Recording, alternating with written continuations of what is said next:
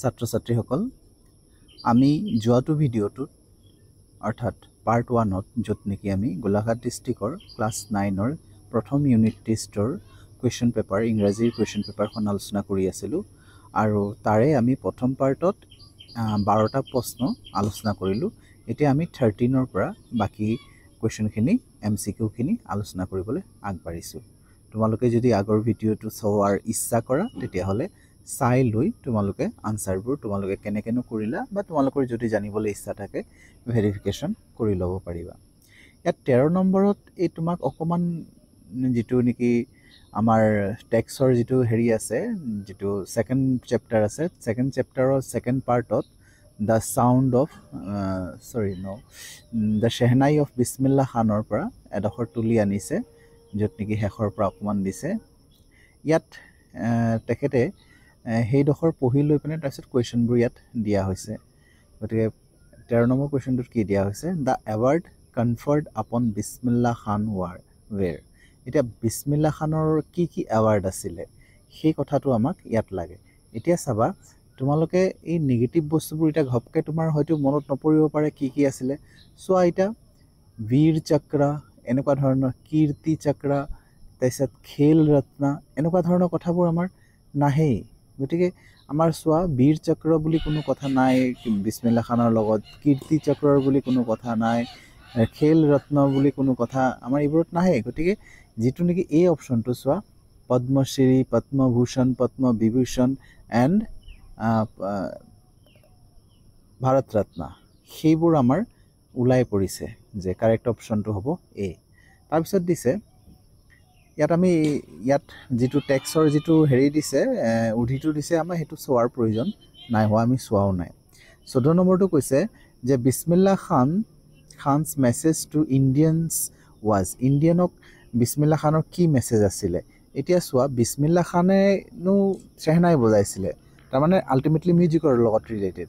গতিকে হিটো আৰু ডান্স শিকোৱাৰ কথা নকয়, হি আৰ্ট শিকোৱাৰ কথা নকয়, হি ট্ৰেডিশন শিকোৱাৰ কথা নকয়, হিটো মিউজিক শিকোৱাৰ কথা ক'ব। গতিকে কাৰেক্ট অপশন হ'ব বি।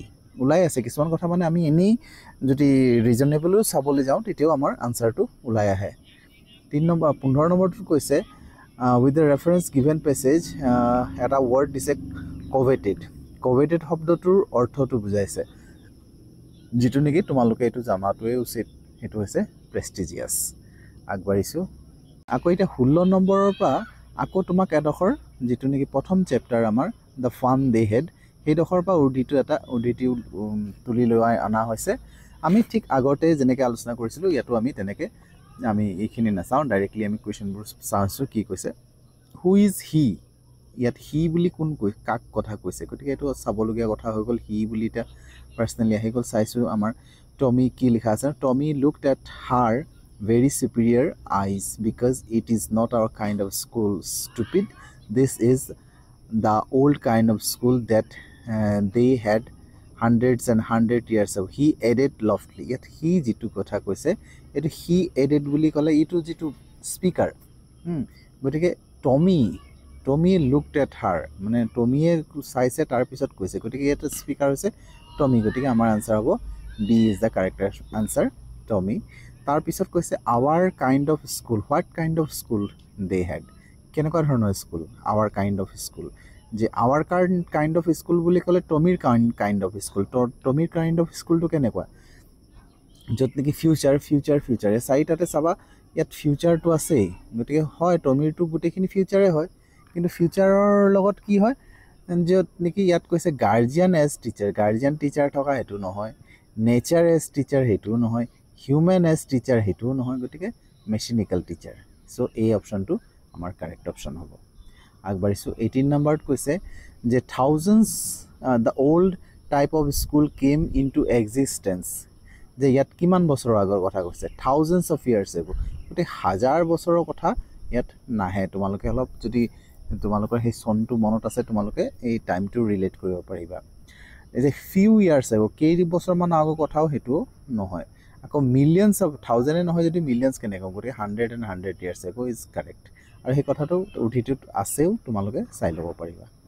তাৰপিছত 19 নম্বৰত কৈছে যে ফুল শব্দটো ইয়াত যেটো দিছে এই ফুল শব্দটোৰ যেটো মানে মেইন যেটো সেম মিনিং যেটো দিয়া হৈছে সো ফুল হলে এটো হ'ব স্টুপিড গতিকে হেতু হ'ব সেম মিনিংৰ অন্য এটা শব্দ সো কাৰেক্ট অপশন টু 19 নম্বৰত এ হ'ব 20 খুদিছে যে কাৰেক্ট অপশন ইয়াতে যেটো খুদিছে যে every boy and girl in dash in class today so every boy and girl গ্ৰামাৰৰ পৰা আহিলে এভৰি বয় এণ্ড গাৰ্ল বুলি ক'লো ইয়াত প্ৰত্যেকজনকে বুজাই আছে গতিকে ইজ প্ৰেজেন্ট বি টু আমাৰ কাৰেক্ট আনসাৰ হ'ব ইয়াত মানে হেড প্ৰেজেন্ট বুলি ক'লে হেতু পাষ্টত গুচি যাব কিন্তু হেতু ভুল বুলিও নহয় কাৰণ ইয়াত আমাক কারেক্ট অপশনটো বাছিবল দিছে মানে এটাই বস্তু ইয়াত বুজিছো যেটো নেকি সিঙ্গুলাৰ নাম্বাৰ আৰু প্লুৰাল নাম্বাৰৰ মাজত ডিফাৰেন্সিয়েট কৰিবলৈ দিছে গতিকে এই কথাটো আমাৰ ইজ প্ৰেজেন্টটো বেছি প্ৰযোজ্য হৈ আছে অৱশ্যে ইয়াত হেড প্ৰেজেন্টটো দিব পাৰি কিন্তু ইয়াত আকৌ তোমাৰ প্ৰেজেন্টত টুডে কথাটো কোৱাৰ কাৰণে আমি হেডক আকৌ নুই কৰি দিওঁ গতিকে have present বুলি যদি কৰো every boy and girls in the class have present বুলিও ক'ব পাৰো কিন্তু is present টো বেছি প্ৰযোজ্য হ'ব যদি সেই দুটাৰ মাজতে যদি কোৱা হয় according to আগবাৰিছো according to the prevailing rate 2 dozen আকৌ দুটা ডজনৰ কথা কৈছে 2 dozen এটা দুটা ডজন 5 ডজন কোনো কথা নাই কিন্তু এটা ইউনিট বুজাই আছে 2 dozen এটো এটা ইউনিট দিছে গতিকে এটো কষ্ট হ'ব গতিকে থাৰ্ড পারসন সিঙ্গুলার নাম্বার কনসেপ্টটো আহিব দুটা ডজন বুজাইছে যদিও কি সিঙ্গুলার কনসেপ্টত আহে হেবোৰ আমি পিছত গ্ৰামাৰৰ ক্লাছত আলোচনা কৰিম এতিয়া 22 নাম্বাৰটো সেম কনসেপ্টত আছে গেস্ট চিফ গেস্ট ইয়াত মেইন কথা chief guest with his wife এটা কথাটো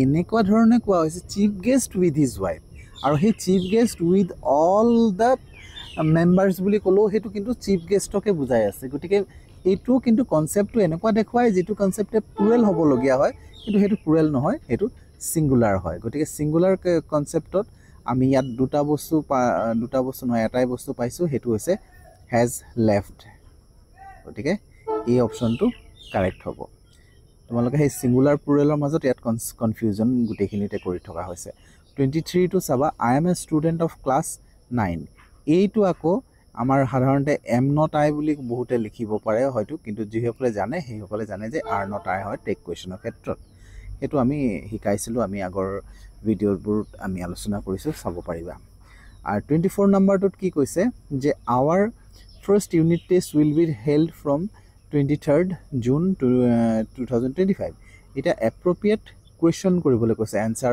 যেটো হয় মানে ইয়াৰ কাৰণে কিন্তু কোৱেশ্চনটো বেছি প্ৰযোজ্য হ'ব সো আমি যদি এনেকে চাও D number when your first unit test will held হেতু কাৰেক্ট নহয় when do যদি দিয়ে হেতু কাৰণ কাৰেক্ট নহয় কাৰণ ইয়াত আমাৰ ফিউচাৰৰ কোৱেশ্চন আছে ইয়াত আমাৰ will to auxiliary verb হিচাপে আছে গতিকে হেতু আমি লক্ষ্য কৰিব লাগিব when your first unit test will be held গতিকে হেতু will to আকৌ পিছত আছে হেতু কারেক্ট নহয় when will your first unit test be held হেতু আমাৰ কাৰেক্ট অপশন হ'ব গতিকে এই নম্বৰটো কাৰেক্ট অপশন আৰু তাৰ পিছৰ হেখৰটো যেটো আছে হেতু দিছে কাম হিয়াৰ এতিয়া ইয়াত যেটো কোৱা হৈছে কাম হিয়াৰ হেতু ক্ষেত্ৰত নেগেটিভ কৈ won't you যে won't you have you will you যে তেনেকে দিয়া হৈছে গতিকে ইয়াত যদি আমাৰ নেগেটিভ কৰা হয় will to আমি you to লয় কোনো কথা নাই কিন্তু will লম নে won't লম এই do you আৰু এইটো ক্ষেত্ৰতটো কোনো কথাই নাই will you আৰু won't you কিন্তু এইটো যেহেতু আমাৰ ইম্পাৰেটিভ টু পজিটিভ ইম্পাৰেটিভ গতিকে পজিটিভৰ লগত নেগেটিভ ইম্পাৰেটিভটো বনিব গতিকে হেতু won't you হ'ব সো ইয়াতে আমাৰ 25টা কোৱেশ্চন এমসিকিউ খিনি আমাৰ আলোচনা কৰা হৈ গল তোমালোকে যদি কোনো কনফিউজন থাকে কিবা জানিবলগীয়া থাকে কমেন্টত সুধিবা মই উত্তৰ দিম আৰু তোমালোকে এনেকৈ ভিডিঅ'বোৰ চাই থাকিবা মই ইয়াৰ লগতো আৰু পুৰণা কিছুমান কোৱেশ্চন পেপাৰ আছে হেবোৰো তোমালোকৰ লগত আলোচনা কৰিম থ্যাংক ইউ ফৰ টুডে